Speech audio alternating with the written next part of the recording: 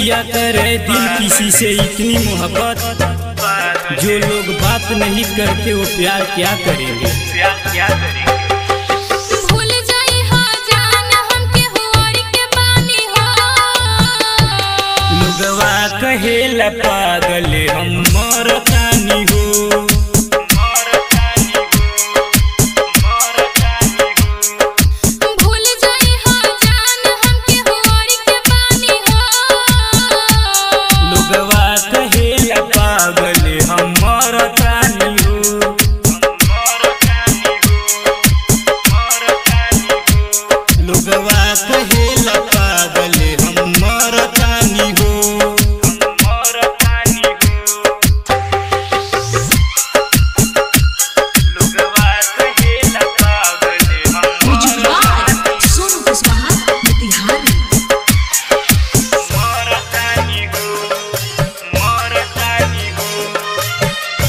Recording studio Jadupur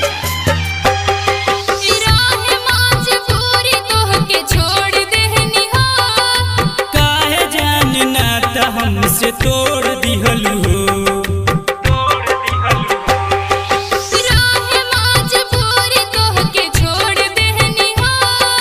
काहे जानना त हमसे तोड़ दिहलू हो।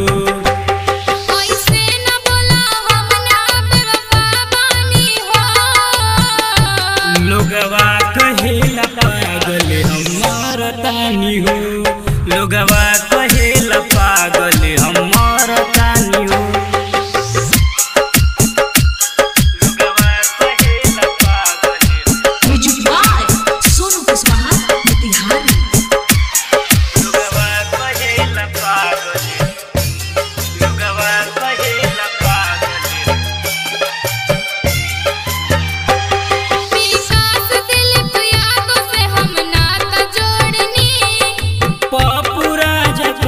जानी तोहके छोड़नी,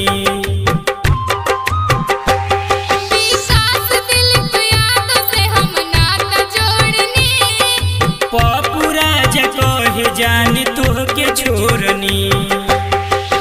भूल जाई हो जान हमके हुआर के पानी हो, लोगवा कहेला पागल हम मरतानी हो।